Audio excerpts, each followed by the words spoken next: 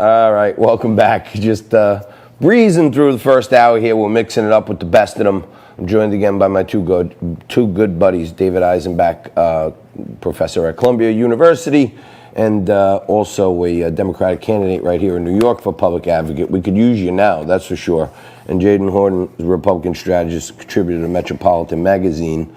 Guys, I think the inmates are running the asylum in both the MLB and the NBA, that without any information, without any research, without knowing what all the circumstances were, what the history was of this poor guy who got shot, they're starting to boycott playing games because of, alleged police brutality.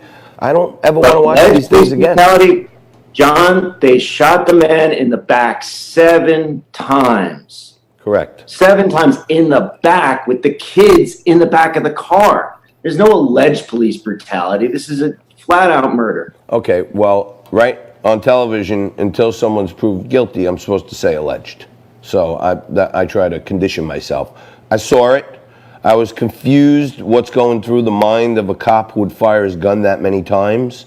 But you don't know. You don't know what was actually happening, and it's a really tough time for them. So, I say alleged because maybe the guy was doing something that the cop felt his life was endangered, and then he's allowed to trying to get away from a cop pointing a gun at him, even though he was unarmed. That's what he was trying to do. There's no excuse on this point. I'm done with this sort of saying, well, we don't know what. No, all right. I'm going to say alleged. Somebody 7 times in the back with kids just feet away, and then walk away saying, "Oh well, we don't." I did not think it was a rational decision. I agree with you on that. Okay, Jadan. Now this causes crazy social unrest. Games are canceled. MLB, NBA, they don't want to play tonight. Should anybody even care about sports anymore? If they're going to make their racial justice, they're going to decide when they play? I think it is really interesting, that there's this kind of political awakening for athletes and for many of these whole teams in the leagues. I don't understand, other than demonstrating disgust, what people hope will happen by them refusing to play in a place or not play in a place.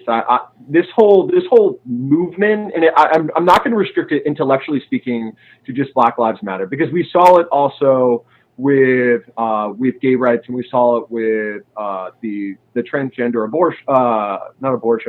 but bathroom legislation in Indiana and North Carolina.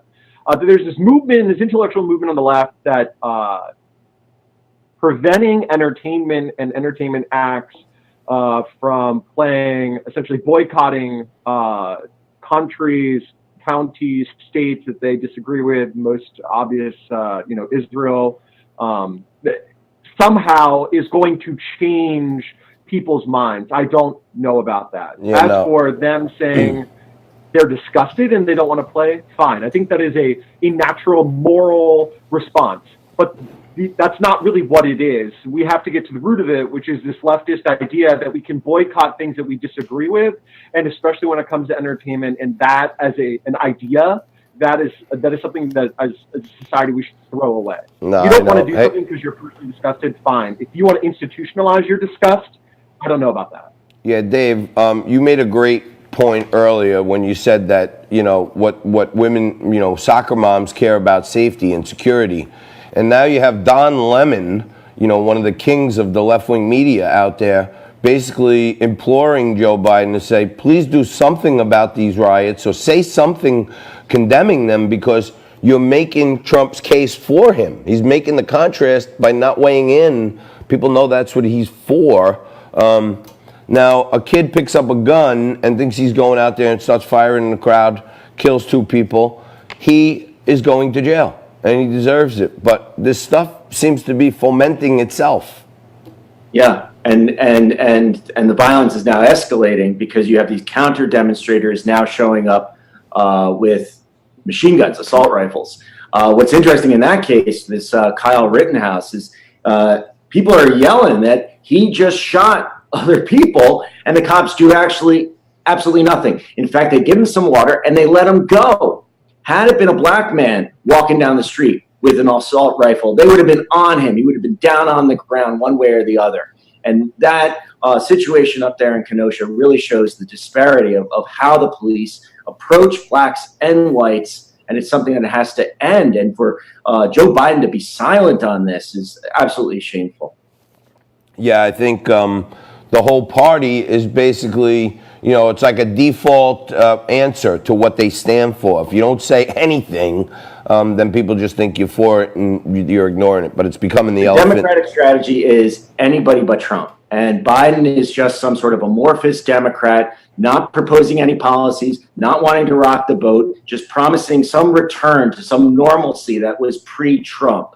So they don't want to come out in favor of defund the police, Medicare for all, a Green New Deal, right? They want to sort of make it as conservative as possible because the play is for those soccer moms.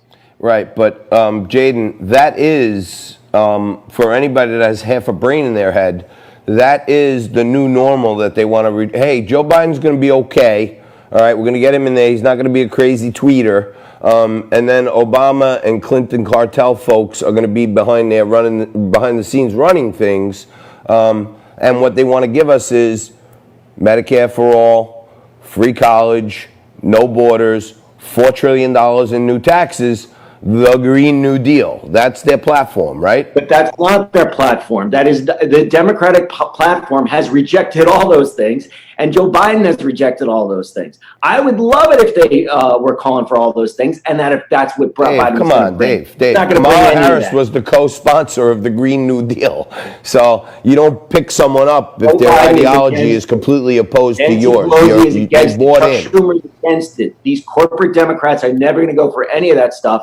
And I'm upset that they're not going for it. Jadan, we got like a minute and a half left. These supposedly Trump officials are pressuring the CDC to change the testing guidelines. The WHO just changed theirs. Should we be changing ours? You read the reports and they say that they pressured, but then when they asked them if there was any pressure, they say no. The CDC was silent about the pressure. All the reports cite, anonymous sources for the change. So let's just say, factually speaking, that the standards were changed. Do I agree with that?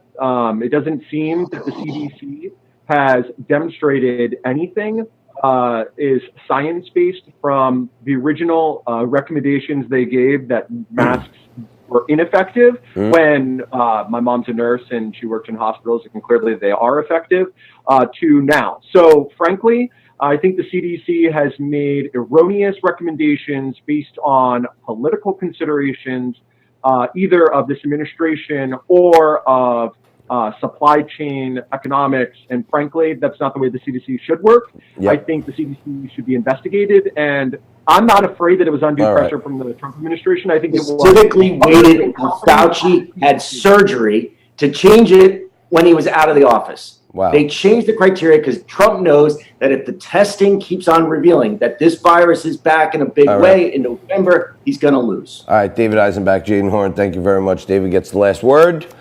We'll take a quick break, but that's not the last word for us. We'll be back in just a few minutes. Stick right there.